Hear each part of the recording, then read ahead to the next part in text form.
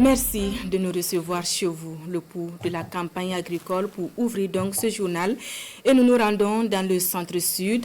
À cette étape de la campagne, les producteurs disent accuser un léger retard par rapport à l'année dernière.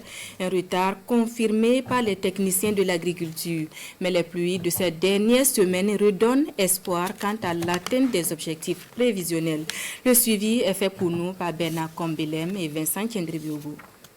Au centre-sud, c'est encore les semis pour certaines spéculations. À cette deuxième quinzaine du mois de juillet, c'est la course contre la montre pour beaucoup de paysans qui accusent un retard dû à un démarrage difficile de la saison. Le début a été difficile. Après les premières pluies, il y a eu une sécheresse et on a tout perdu. Quand les pluies ont repris, il fallait tout recommencer. Ce paysan n'a pas échappé non plus aux aléas du climat. Sur ce terrain en déblayage, il s'est résolu à semer autre chose que prévu au départ, question d'être dans les délais de la saison pluvieuse. La sécheresse a duré plus de 10 jours.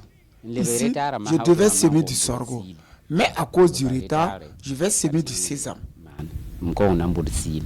Mais la situation est loin d'être alarmante. Par endroits, les cultures ont bien poussé et ont même commencé à monter.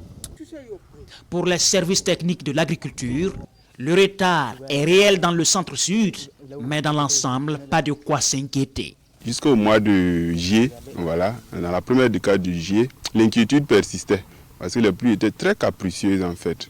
Mais fort heureusement, en tout cas la semaine dernière, samedi, dimanche, on a eu quand même des pluies assez continues et les gens sont en train de s'aimer actuellement et aussi faire des labours.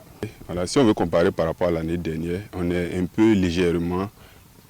la situation actuelle est moins avancée par rapport à l'année passée. En fait, il n'est pas tard. Voilà, il n'est pas tard. Et si la dynamique se poursuivait en tout cas ainsi, je pense que en tout cas, on pourrait avoir quand même des récoltes assez bonnes et même atteindre nos objectifs de production. Environ 305 000 tonnes de céréales sont attendues dans la région du centre-sud et 116 000 tonnes de cultures de rente. Les espoirs sont en partie fondés sur les semences améliorées utilisées par les producteurs.